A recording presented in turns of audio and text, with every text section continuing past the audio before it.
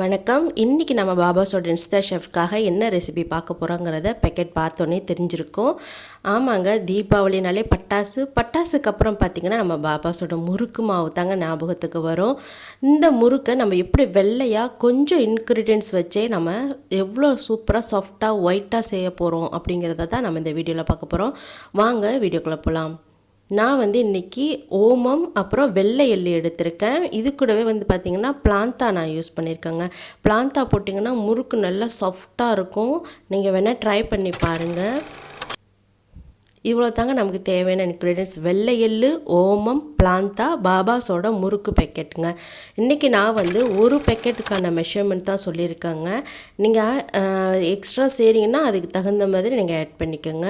இப்போ ஒரு பேக்கெட் முறுக்கு மாவு போட்டுட்டு இது கூடயே ஓமம் அப்புறம் வெள்ளை எள்ளு, நீங்கள் கருப்பு வெள்ளி வேணுனாலும் நீங்கள் யூஸ் பண்ணிக்கலாங்க. கண்டிப்பாக ஓமம்லாம் சேர்க்கணும். இது பார்த்திங்கன்னா நம்ம எண்ணெயில் பொரித்து சாப்பிட்றதுனால அந்த ஓமம் நமக்கு எல்லாத்தையும் பேலன்ஸ் பண்ணும்.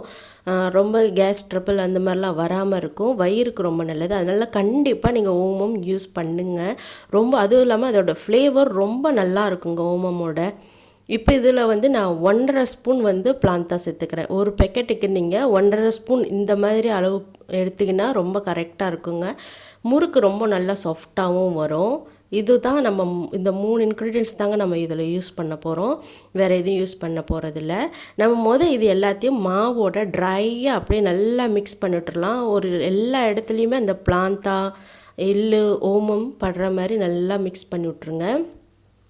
தண்ணி நீங்கள் பேக்கெட்டில் பின்னாடி கரெக்டாக கொடுத்துருப்பாங்கங்க. பாபாஸில் எனக்கு ரொம்ப பிடிச்சது என்ன பார்த்திங்கன்னா அந்த தண்ணி மெஷர்மெண்ட் கரெக்டாக கொடுத்துருப்பாங்க.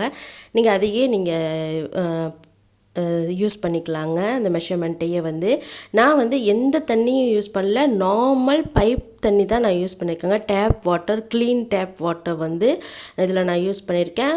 தண்ணி ஆனால் ஒரேடியாக நம்ம ஊற்றிடக்கூடாது. கொஞ்சம் கொஞ்சமாக ஊற்றி நம்ம அப்படியே பிணைஞ்சிட்டே இருக்கணுங்க. எல்லா பக்கமும் நல்லா படுற மாதிரி நல்லா பிணைஞ்சி விட்ருங்க.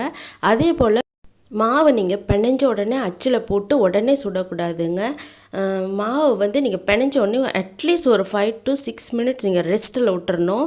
நல்லா பிணைஞ்சிட்டு ஒரு நல்ல பிளாஸ்டிக் ஷீட் போட்டு நல்லா மூடி வச்சுடுங்க. உடனே மட்டும் செய்ய வேண்டாம். கொஞ்சம் நேரம் அது ஊறுச்சுன்னாக்கா அந்த தண்ணி அப்புறம் அந்த சில சமயம் அந்த மாவில் ஏர் மாதிரி இருக்கும் பாருங்கள், அது எல்லாமே செட் ஆகிடும். இதில் ஏர் இருக்கிறதுனால நீங்கள் உடனே புழிஞ்சிங்கன்னா உள்ள முறுக்கு நல்லா வெந்திருக்காது உங்களுக்கு. அதனால் ஒரு 5 மினிட்ஸ் கிட்ட நல்லா இந்த மாதிரி போட்டுட்டு ஒரு பிளாஸ்டிக் ஷீட் வச்சு கவர் பண்ணிடுங்க. அதுக்குள்ளே நாம் எண்ணெயை நல்லா காய வச்சிடலாம். எண்ணெய் நல்லா காயிற வரைக்கும் ஊறினா கூட போதுங்க. ஆனால் கொஞ்சம் நேரம் விட்டுட்டு அதுக்கப்புறம் செய்யுங்க. நான் இந்த பேக்கெட் இருக்குது பாருங்கள், அதுலேயே யூஸ் பண்ணியிருக்கேன். அதுலேயே நம்ம முன்னாடியே செஞ்சுக்கலாம். எல்லாத்த விட ரொம்ப முக்கியம் அச்சு நீங்கள் சின்னதாக கரெக்டான அளவான அச்சாக எடுத்து செஞ்சிங்கன்னா முறுக்கு ரொம்ப நல்லா பர்ஃபெக்டாக வருங்க. ரொம்ப பெரிய அச்சு செஞ்சிங்கன்னா பர்ஸ்ட் ஆகிற மாதிரியும் இருக்கும். சில சமயம் உள்ளே வெந்திருக்காது உங்களுக்கு. அச்சு கரெக்டாக எடுத்துக்கோங்க. சின்ன அந்த ஸ்டார் மாதிரி இருக்கும் பாருங்கள், அந்த அச்சு எடுத்துக்கிட்டிங்கன்னா முறுக்கு ரொம்ப பர்ஃபெக்டாக வரும் உங்களுக்கு. இந்த மாதிரி நம்ம போட்டுட்டு இந்த ஷீட்டில் எல்லாத்தையுமே நம்ம புழிஞ்சு விட்டுறலாம்.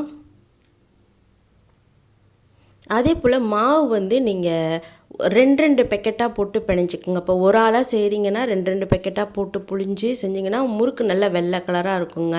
நம்ம ஒரேடியாக 4 பேக்கெட் 5 பேக்கெட் ஒரேடியாக போட்டு பிணைஞ்சாலும் நமக்கு பிணையவும் கஷ்டமாக இருக்கும். ரெண்டாவது பார்த்திங்கன்னா முறுக்கு இப்போ மாவு ரொம்ப ஊறிடுச்சுன்னா கொஞ்சம் ப்ரௌன் கலராக இருக்கும். உங்களுக்கு வெள்ளையாக வேணும் அப்படின்னாக்கா மட்டும் ஒரு 2 பேக்கெட்டாக இல்லை ஒரு பேக்கெட்டாக கூட போட்டு நீங்கள் செய்யலாங்க, ஒரு ஆளாக செய்கிற மாதிரி இருந்தாக்க. பாருங்கள், அதே போல் எண்ணெய் நம்ம ஸ்டார்டிங் டு எண்ட் வரைக்கும் அதே ஃப்ளேமில் அதே சூடில் இருக்கணுங்க. இடையில நீங்கள் எண்ணெயோட சூடை கொஞ்சம் கூடவும் குறைச்சுமா வச்சுக்கோங்க. ரொம்ப சூடாகிடுச்சுன்னா லேசாக குறைச்சி வச்சு அந்த மாதிரி செய்யுங்க. இந்த மாதிரி போட்டோன்னே பார்த்திங்கன்னா நிறைய பபுள் இருக்கும். அப்போ திருப்பி விட்டுக்கோங்க. அப்பப்போ கொஞ்சம் நேரத்தை திருப்பி விட்டுட்டிங்கன்னா நம்ம இந்த பபுள்லாம் பாருங்கள் சுற்றிலும் இருக்குது பாருங்கள், இது எல்லாமே கம்ப்ளீட்டாக அடங்கணும். அப்போ தான் முறுக்கு வெந்துடுச்சுன்னு அர்த்தம். பாருங்கள் எவ்வளோ அழகாக வெள்ளையாக வந்திருக்குன்னு. இதே மாதிரி நீங்கள் ஃபாலோ பண்ணிங்கன்னா முறுக்கு ரொம்ப சாஃப்டாகவும் இருக்கும், வெள்ளையாகவும் இருக்குங்க.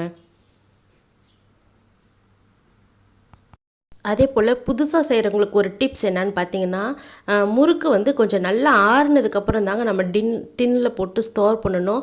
நீங்கள் சுட சுட இருக்கையில போட்டு ஸ்டோர் பண்ணிட்டீங்கன்னு பார்த்தீங்கன்னா, அப்படியே ரொம்ப அப்படியே சவுக்கு சவுக்குன்னு இருக்குன்னு சொல்லுவாங்க பார்த்தீங்களா, அந்த மாதிரி ஆயிரும். அதனால் முறுக்கு நல்லா ஆறுனதுக்கப்புறமா ஸ்டோர் பண்ணுங்கள். நன்றி, வணக்கம்.